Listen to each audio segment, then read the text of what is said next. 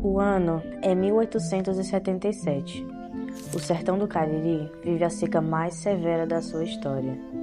Para amenizar sua dor, o Império constrói, em Barbalha, um símbolo de poder civil. Nasce o Palácio 3 de Outubro.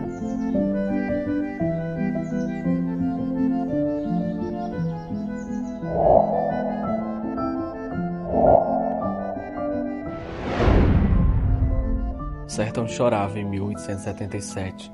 Não havia chuva, mas havia povo. Erguido durante a Grande Seca de 1877, por Dom Pedro II, o edifício foi construído como frente de trabalho para milhares de retirantes que fugiam do flagelo da seca. Custou cerca de 400 mil réis no Tesouro Imperial.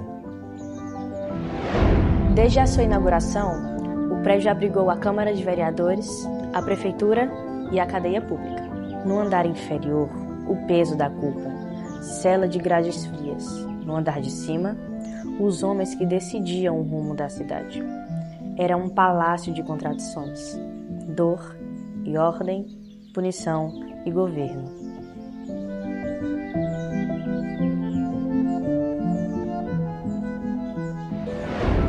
Bem, o Palácio 3 de Outubro, como é conhecido, mas na verdade o nome oficial é Casa de Câmara e Cadeia. Ele tem sua origem vinculada à questão das secas no Nordeste. Foi aqui que Barbalha deixou de ser povoado e passou a ser chamada de cidade. Com um palácio veio o estatuto, a Câmara, a identidade. A cidade nasceu oficialmente junto ao governo estadual. A Barbalha ela foi elevada à cidade em 1876. No ano seguinte, 1877, ocorreu a Grande Seca, que flagelou milhares de pessoas no Nordeste. E aí, é nesse sentido que Barbalha vai ser contemplada como um centro administrativo para gestar o território na condição de cidade. O tempo, esse artesão caprichoso, redesenhou o rosto do velho prédio. Na década de 30, ele ganhou feições neoclássicas, ornamentos que tentavam esconder a velhice, como maquiagem em rochos de anciões. O nome 3 de Outubro só foi associado posteriormente, a partir da chamada Revolução de 30, quando o governo Vargas assume o poder e, condicionado pelos fatores históricos que ocorreram em outubro, de 1833, então se associou o prédio à condição da Revolução de 30, já condicionado à República no governo de Vargas.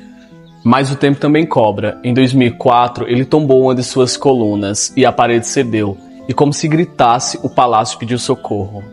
Em 2004, houve um inverno muito forte. O prédio, ele caiu uma parte e aí o governo teve que implementar uma restauração. Mas a história tem seus guardiões. Em 1995, o Conselho da Cultura o abraçou. O palácio foi tombado, preservado, protegido. Desde 2016, o palácio respira outros ares. A Escola de Saberes o ocupa com arte, com poesia, cinema, memória viva. Ele já foi prisão, agora é liberdade. Mas nem toda memória é leve. Em janeiro de 1928, retiraram dali cangaceiros presos. Os fizeram cavar as suas próprias covas sob o sol quente. O massacre do Alto do Leitão. Tem um outro episódio muito marcante desse prédio, que é a sua relação com o cangaço.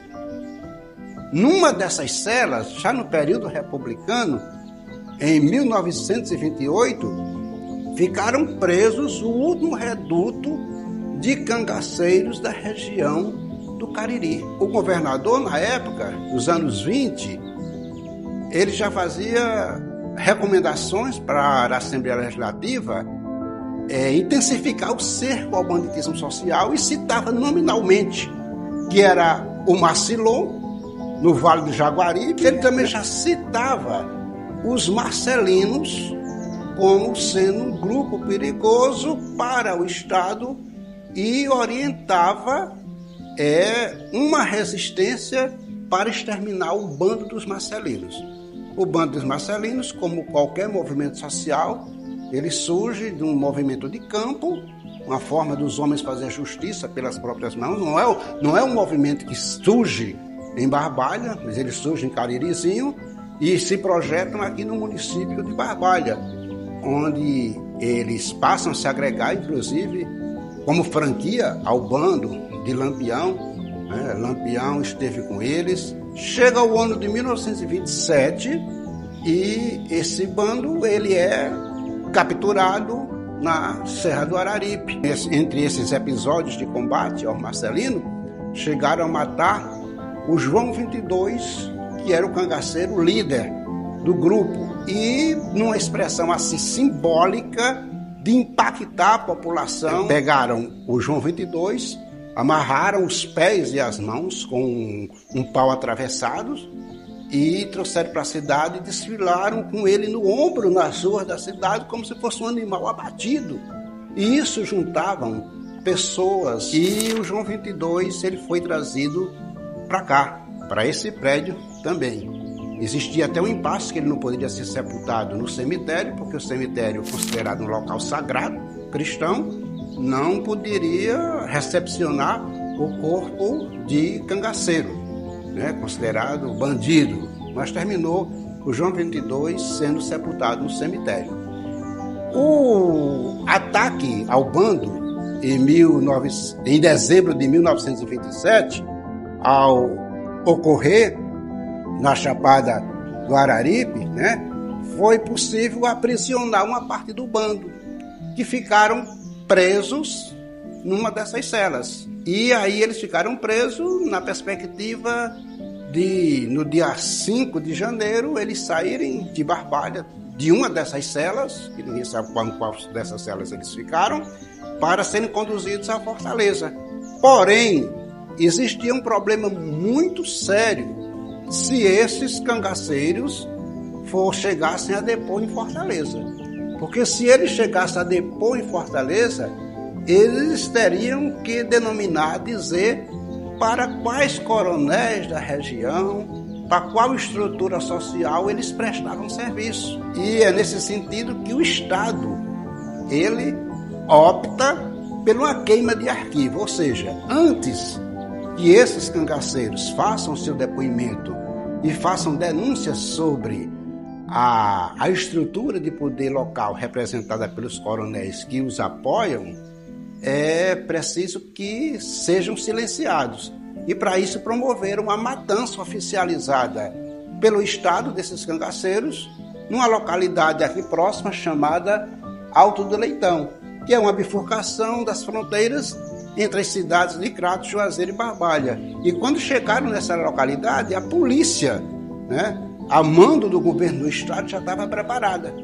E foi um episódio onde tiveram que executar esses cangaceiros, numa leitura assim de morte muito, muito cruel, onde cada um teve que cavar sua própria sepultura e a polícia ia matando e os companheiros de cangaço iam enterrando um a um, até que chegando no último, me parece que era o Manuel Toalha, aí o Manuel Toalha disse: quem vai me enterrar? O Palácio 3 de Outubro é um monumento vivo da seca de 1877. Que não desmorone, que nunca se cale, que siga contando a nossa história.